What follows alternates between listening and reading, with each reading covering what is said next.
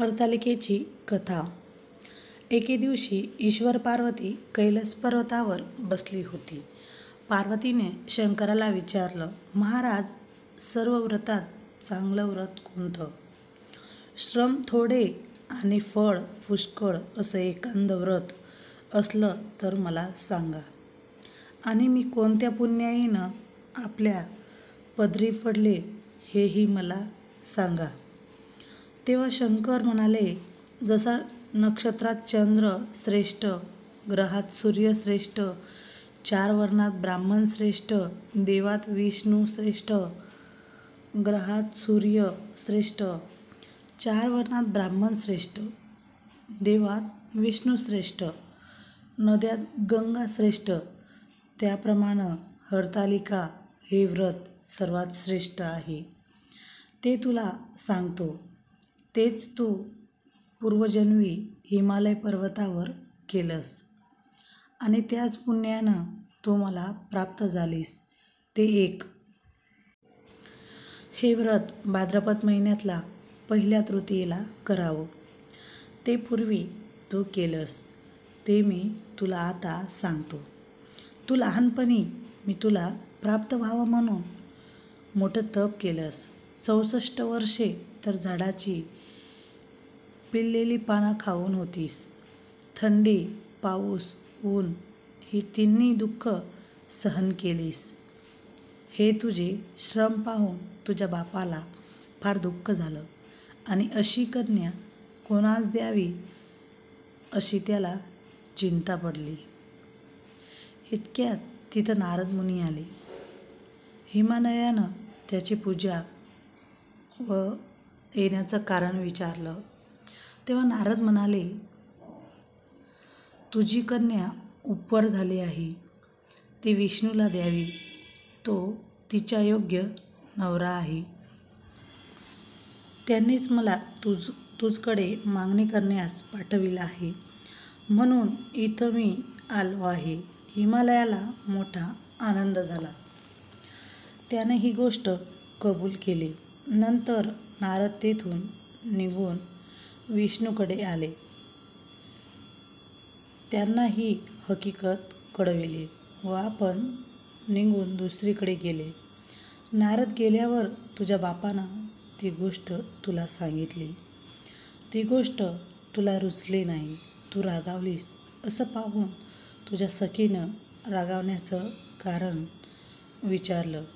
तेव्हा तू सांगितलंस, महादेवा वाचून मला दुसरा पती करणे नाही असा माझा निश्चय आहे. असे म्हणून माझ्या बापानं मला विष्णूला देण्याचं कबूल केलं आहे. याला काय उपाय करावा? मग तुला तुझ्या सखीनं एका घोर अरण्यात नेलं. तिथं गेल्यावर एक नदी दृष्टीस पडली. जवळच एक गुफा आढळली. त्या गुहेत जाऊन तो उपास केला. तिथं माझे लिंग पार्वतीसह स्थापलीस. त्याची पूजा केलीस. तो दिवस भाद्रपद शुद्ध तृतीयेचा होता. रात्री जागरण केलंस. त्या पुण्यानं इथलं माझं आसन हाललं. नंतर मी तिथं आलो. तुला दर्शन दिलं आणि वर मागण्यास सांगितलं. तू म्हणालीस, तुम्ही माझे पती व्हावं याशिवाय दुसरी इच्छा नाही.